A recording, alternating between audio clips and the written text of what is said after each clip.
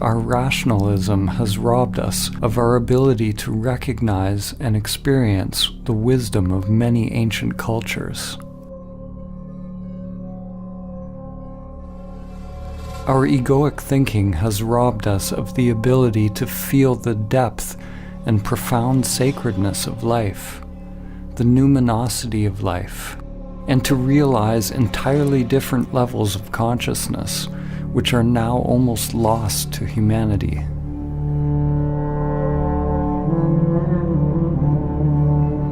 In the ancient Egyptian tradition, netters were archetypal forms whose characteristics could be embodied by those who purified their physical and spiritual bodies in such a way that they were fit to house higher consciousnesses.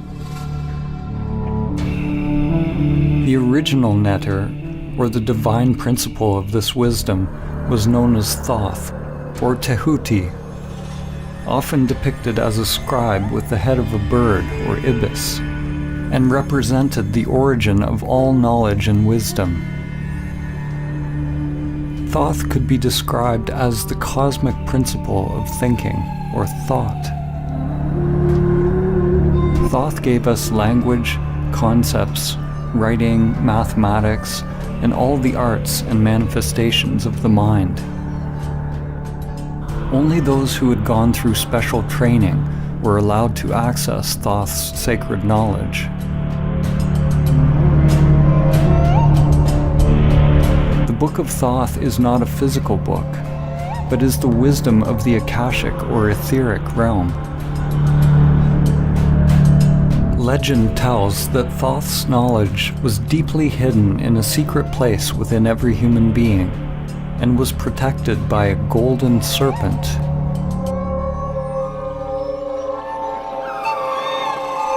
The archetypal or perennial myth of the serpent or dragon guarding a treasure is one that permeates many cultures,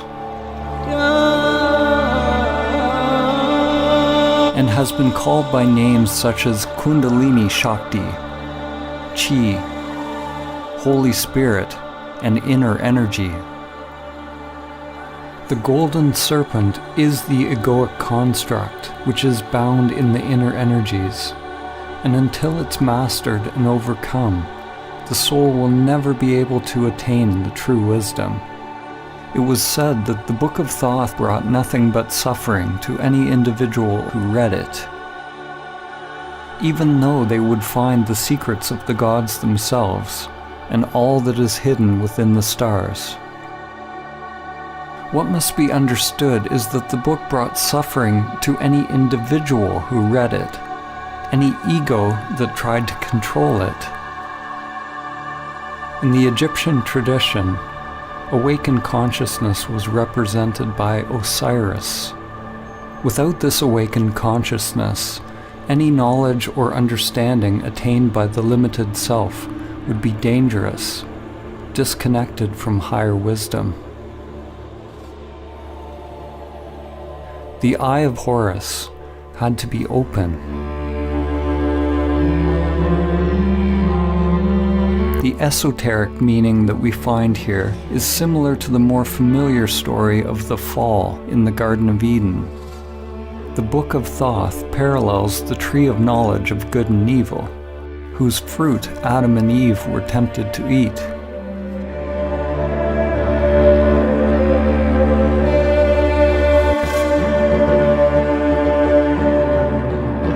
Humanity, of course, has already eaten the forbidden fruit, already opened the Book of Thoth, and has been cast out of the garden. The serpent is a metaphor for the primordial spiral that extends from the microcosm to the macrocosm.